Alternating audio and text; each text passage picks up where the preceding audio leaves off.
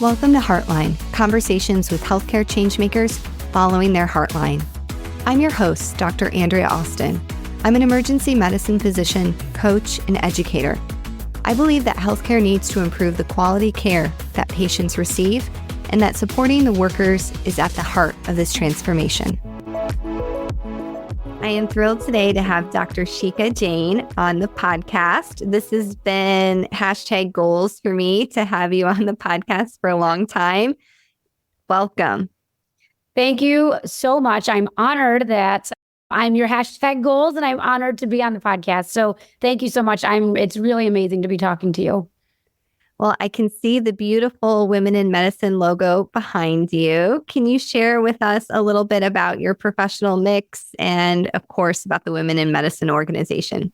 Absolutely. So I am a GI oncologist. I'm an academic physician at the University of Illinois Cancer Center, where I'm also the director of communication strategy. So that's my full-time job.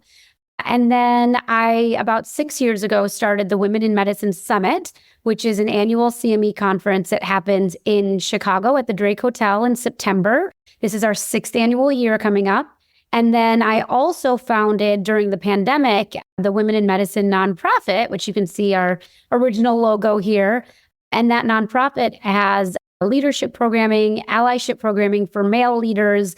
We have a speakers bureau, we have a research lab. So a lot of really different arms that are working towards trying to drive change in our healthcare systems and empower women and their allies to really improve their own personal and professional lives, but also really transform change so we can directly impact our workforce and then translate that into helping improve the health of our communities. I love that so much because I think that's a critique of a lot of women in medicine organizations is we're past, we always need some professional development, but especially for the mid-career physician, we know a lot of the things to promote ourselves, best practices for your career, and then we start hitting our heads against the systems issues. And so your organization, it sounds like, is really going upstream to take those on.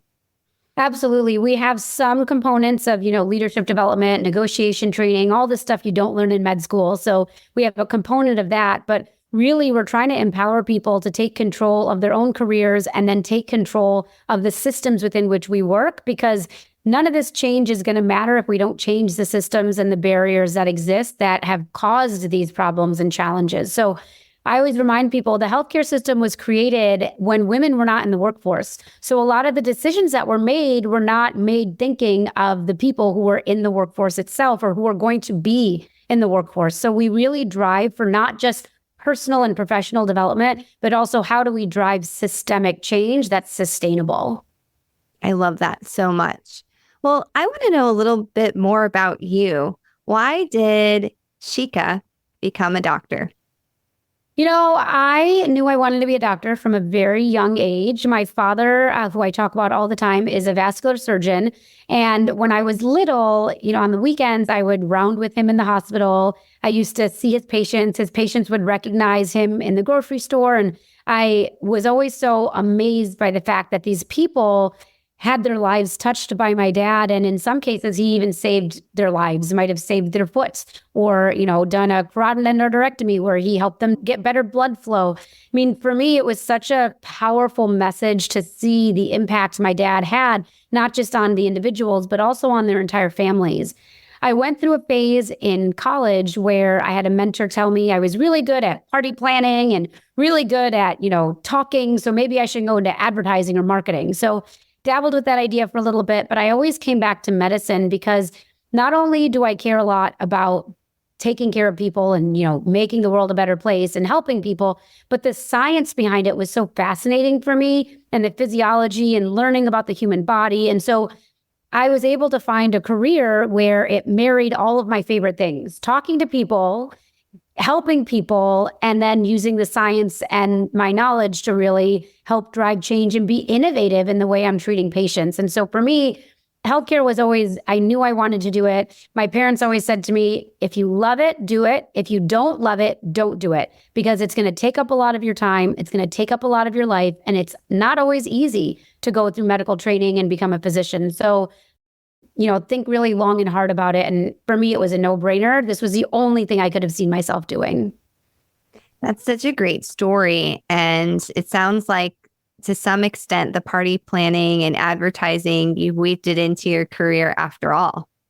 I did. And that's what I tell my kids. I say, if you decide you want to be a doctor, you can just be a clinician. And it's never just, it's being a clinician is incredibly important. So you could decide, I want to focus my career on being a clinician, or you could be a clinician and you can be an academician. You can be a researcher. You can be an event planner. You can be a TV contributor. You can do all of these other things along with your job as a physician. And for me, I have found joy in trying to find balance in my love for clinical care and then my love for all of these other things I've incorporated into my job. Well, let's dig into that for a minute. Balance. Oh, that word, I think it's the holy grail of our careers. How do you pick what to get involved with and have something left in the cup? It's a really hard question. I don't know if I have the right answer for it. I actually just had lunch with a very dear friend who's a senior healthcare leader. And I was telling her how I feel like I always feel like I'm off kilter or off balance. I never feel like I'm saying yes or no to the right things. Early in my career, I said yes to everything because at that point, you just want to absorb, you want to get all of the opportunities.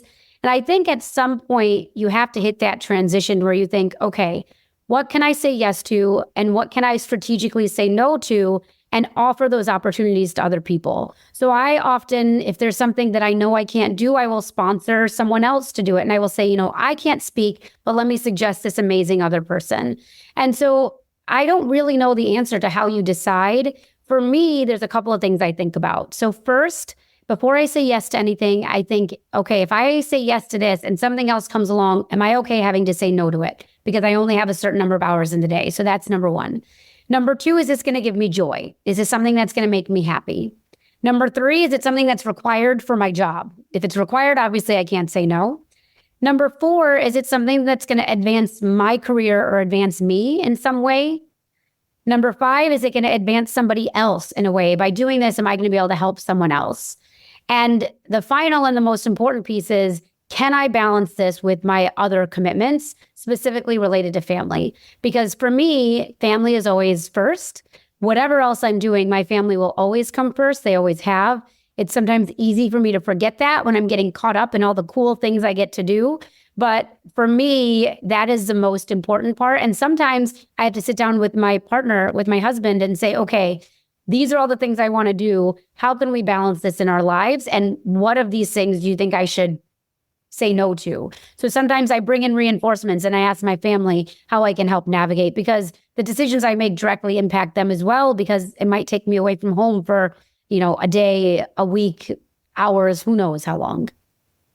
That's really sage advice. And I recorded with someone earlier today and we touched on the concept of ikigai. What does the world need? What are you great at? And quite frankly, like you said, a lot of times early on in our lives, we will say yes to a lot of things. But now I'm looking at, will I be compensated for this? I have to add that into the mix. And it's not that I don't want to do free things or volunteer, but that has to be a part of the pie. It can't be the whole pie. Absolutely. I think that's incredibly important. And that falls into, is this going to advance my career or myself in some way? I include compensation in that because I tell my husband that, I used to say yes to everything and I didn't even think about that. But our time is valuable. It is very valuable. And so I think it's really important to add in that compensation piece. And I want to add something my mom actually said to me a couple of years ago when I was getting overwhelmed with all of the stuff I was doing. My mom said, honey, if you're good at things, people are going to keep asking for you to do things. And no one cares or knows about your other requirements, whether it's your job, whether it's your partner, whether it's your children. Everyone is going to be asking for you. And there's only a certain amount of you to give. And so you have to realize that you need to make that decision of, can I say yes to this? Because people will keep asking and they're not going to be thinking about how it's impacting you. Only you can think about that. And she said something that really resonated with me. She was like, you are the CEO of your body. You are the CEO of your life. You are the CEO of your house. And you are the only one who knows what all is happening in all of those spaces. And you have to make those decisions, even if people are going to keep asking you to do stuff, because you're good at what you do. And that, I sat with that for a while, and it really resonated with me because it feels good for people to keep asking you to do stuff because you've been doing a good job. But at some point you have to say no because it's not worth it. Yep. Can't pour from an empty cup. Exactly. Well, let's go back to what you mentioned earlier about some of the systems changes that are needed to really break this really thick glass ceiling that we're still running into. It seems so frustrating in 2024 that we're even still having conversations about not having equal representation and certainly equal compensation. If you could be CEO for a day of a healthcare system, what are like the top 3 things that you would say, we're making this happen in an organization? So number 1 is pay. So pay transparency is really important. And along with that, realizing what you're compensating people for. Because like I said, when the healthcare systems were set up, the pay was allocated in ways that is very different from the way it is now and very different from the way our systems are set up now. And I think that I know a lot of women get voluntold to join committees or lead committees or do work that is uncompensated and unpromotable. So my first thing would be to address the issue of pay in 2 manners. One, by addressing pay transparency and making sure that there's equitable pay across the board. And the second part to that would be looking to see how people are compensated and making sure that the equity work is getting compensated, the committee work is getting compensated, all of that stuff that takes a lot of time, but we don't actually have a monetary value for in many cases, that needs to be compensated for. So that's the number 1 priority, I would say. Number 2 is looking at the leadership, looking who is leading and saying, how can we make sure that our leadership is representative of the patients that we are serving? There are so many studies that have shown when women are in leadership or when women are taking care of patients, patient outcomes are better, mortality and morbidity is lower. And this is not an us versus them. I'm not saying women are better doctors or women are better leaders. What I am saying is there's a lot of exceptional women out there who are not being given these opportunities, not because they aren't qualified, not because they aren't asking for it, but because they aren't in those inner circles. They aren't in that network where you tap someone on the shoulder and say, you're next for this opportunity. So I would take a really critical eye to looking at what the leadership looks like and then figuring out how to make it more representative of not only the people we serve, but also of our society as a whole, because that will not only improve the bottom line, because there's data that shows when there's more diverse leadership, there's actually more money coming in. And that is important for stakeholders of an institution, but also it directly drives better patient outcomes. So that's number 2. And number 3 would be really focusing on the pipelines and making sure not only at the top we have diverse leadership, but making sure that the pipelines for what we are utilizing to get those people into leadership are equally diverse. And we need to make sure that we have programs set up to set people up for success. So it could be that you need to offer childcare in your hospital because that's one of the biggest barriers for women, especially those in early to mid-career, where childcare becomes a barrier when it comes to having to stay late for a meeting or having to, call in sick if your child is sick. So I think thinking about that pipeline and setting up resources for those early to mid-career faculty and early to mid-career women, and then also thinking about opportunities to help them advance by providing coaching, by providing sponsorship opportunities, and thinking really strategically about how we can strengthen that pipeline of people up into leadership. I love that. That would be awesome. And it's the life's work, right? That we're all trying to get to. Sometimes, I mentioned that I'm discouraged and it's easy to get discouraged. I've had a couple of things in the last couple of years that have been really, really hard as far as promotions go and trying to, make sure your work is valued. What do you tell yourself and what do you tell other women? Because I actually heard somebody say recently that they were okay with women leaving emergency medicine, that, yeah, we're probably just never going to be able to retain and attract as many women to this specialty because of the night shifts and the weekends. And yeah, so if people decide to do something else, that's fine. And I just found that response so infuriating. So what do you tell people in these moments when we feel like we're getting, especially after COVID, it's like we're getting hit when we're already down? I mean, I think it depends on where that person is coming from and who they are. At the end of the day, I think it's important to remind people that one, ER work, many women actually prefer ER work because of the shift work and the ability to set your schedule. And two, why on earth would we want to relegate half of the population to not being able to work in a field that directly impacts patients in such a significant way? I mean, the ER is the portal to the hospital, right? That's where we decide, does a patient need to be admitted? Are they critically ill? Or is this something that can be managed with a prescription that they can go home with? Women have been shown time and time again to be exceptional physicians. Why would we not want them in the ER where we need some of our hardest working and smartest doctors? When we know that women are not only up to the challenge, they do an exceptional job. Why would we be okay with chasing women out of a field when we know what a benefit and a boon they are to that field? I think it's short-sighted, and I would tell people it's short-sighted. I've had people say that type of thing to me all the time. Women shouldn't be orthopedic surgeons. It's too hard on them. Women shouldn't be neurosurgeons. The hours are too bad. And then I refer to studies. I tell them, a study came out showing that women surgeons actually had less mortality and morbidity and complications. Wouldn't you want your family member operated on by the best of the best? What if the best of the best is a woman and we chased her out because we didn't provide the support that she needed in order to stay in the field? So I think putting it back on them and sometimes just asking why. Why do you think it's okay for us to chase away half of these people? How is that a good solution when there are much easier solutions that could result in us not only retaining these incredible physicians, but also helping them not only succeed, but be innovative and help transform our healthcare systems, because we've seen it happen time and time again. So I push back on that anytime someone says it to me. No, I've been thinking about this a lot. And I think one of the problems is we need to have more career portability.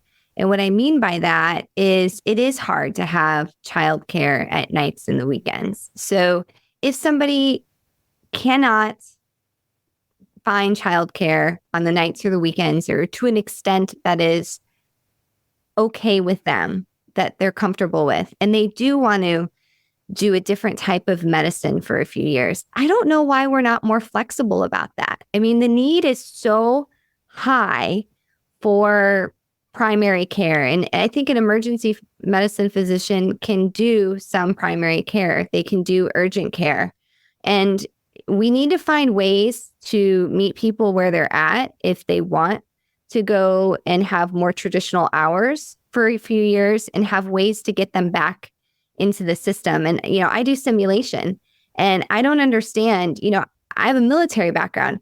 Military pilots will often take a few years off, not off, but off from flying and take an administrative tour. And then when they go back to fly, guess where they go? In a simulator. And then they get certified to start flying again. So I don't understand why we can't figure this out for medicine. I agree. I mean, I think that part of the challenge in medicine is we often see innovation come to medicine years after it's come to other spaces. Not when it comes to drug discovery and, ways to treat patients, but in the workforce and how the systems are set up. And it's so frustrating because we know what works in other industries. And obviously medicine is a little bit different because people's lives are in our hands, right? The decisions we're making oftentimes can result in life and death. So there is a different level of accountability that comes with being a physician and practicing medicine. That being said, there absolutely should be ways for physicians to take that time where if they need a couple of years of more regular hours, then we're able to curate opportunities where they're able to do that. I mean, I know so many of my friends who have either left medicine altogether or have gone to part-time or have just left the country because they're so frustrated with the fact that they can't practice in a way that gives them autonomy. You asked at the beginning why I became a physician. One of the things my dad always used to tell me growing up was one of the best things about being a physician is the autonomy. You get to make your own decisions. You get to, you have a leadership role, whether you're a leader or not, whether you're in a position or not, you are leading. But I think our healthcare systems and the way our healthcare system has evolved, physicians have really lost that autonomy and have really lost the ability to control how we drive patient care, what doctors can and can't be doing, what we should be doing, and where our abilities lie to create these opportunities to help physicians who might need to go part-time for a short amount of time or have regular hours for a short amount of time. We absolutely should be working on ways to make that be not just feasible, but standard. So I agree with you that needs to exist. And I'm shocked and saddened that it hasn't really become the standard of care for us at this point. Yeah. And that's a great point. That gives me some hope that medicine is slow to take up a lot of the advances that have happened in organizational psychology. But I would challenge, anybody that's out there in a leadership role, like think outside of the box. And, one of the ways I think we could start thinking out of the box is I really want organizations to have mandatory, 360 evals and exit interviews, because I think those two things would start to give voice to the women that are leaving these organizations. And if we could then collect the quantitative and qualitative data on that, we could really start to show the narrative in a much more powerful way. But a lot of times they just leave and there's no follow-up on why they left.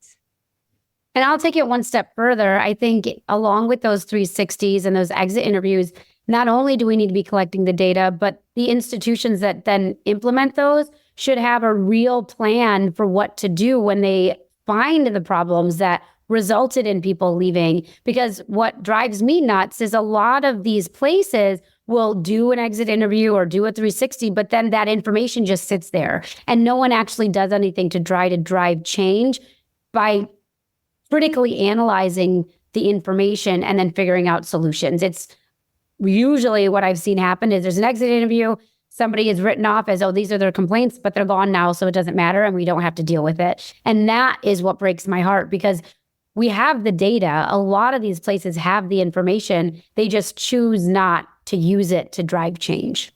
Right, because there's no accountability. Yep. And the status quo is much easier to maintain than thinking outside the box and actually thinking about how to drive change. Well, I would love for you to tell us a little bit more about what to expect at the Women in Medicine Summit. And I'll just start off by saying last year was the first time that I attended, and I was blown away by the quality, the wonderful information, and also just the ambiance. The Drake Hotel was just so lovely. Tell us more about this conference and what to expect this fall. So the Women in Medicine Summit is, as you said, I can say this objectively because people have said it to me, although I'm a little biased. People have called it a transformative conference for a reason, and it's because I'm really, really intentional on who I invite to speak, because I really want people to leave feeling empowered. This year, the two sessions I'm most excited about, because we've never had them before, one is negotiate like an auctioneer, so teaching people how to negotiate for themselves. And the second is using improv comedy to find the joy in your career. And that just goes to show you that we have your traditional, very important financial literacy talks and leadership talks, but we also try to have some more innovative ways to kind of think about how you can really drive change in your own career, but also in your systems. So the summit itself, there's keynote addresses, there's workshops, there's breakouts, there's an awards gala this year.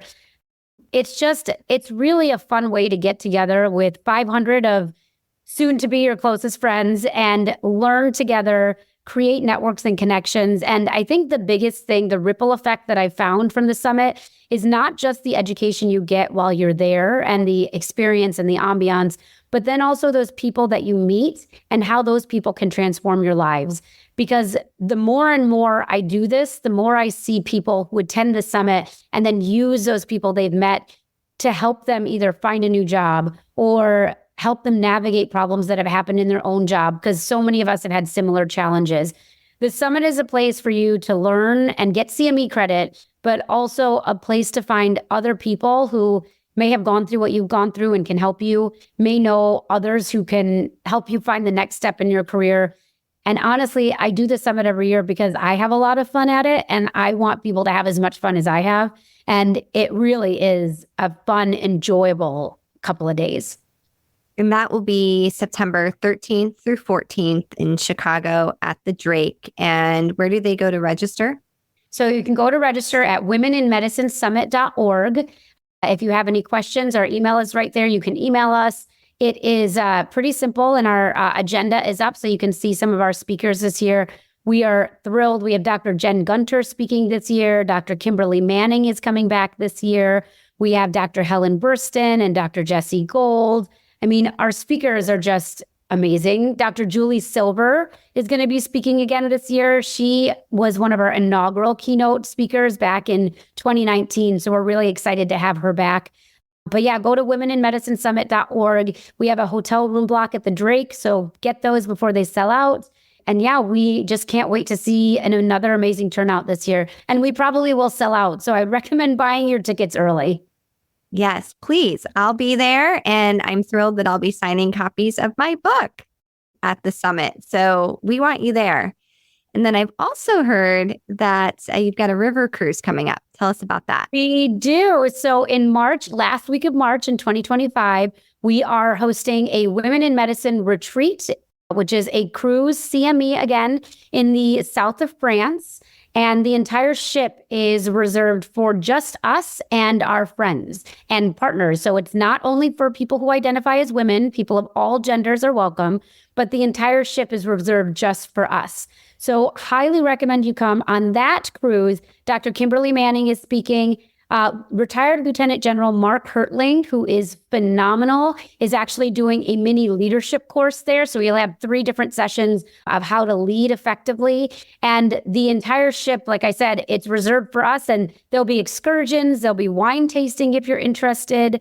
It's going to be an amazing week in the south of France. So please make sure you join us. You can find information for that on our nonprofit website, wimedicine.org, or you can email us directly, wimnfp@gmail.com. Oh, that's awesome. I've done that exact cruise before in the south of France and had such a lovely time.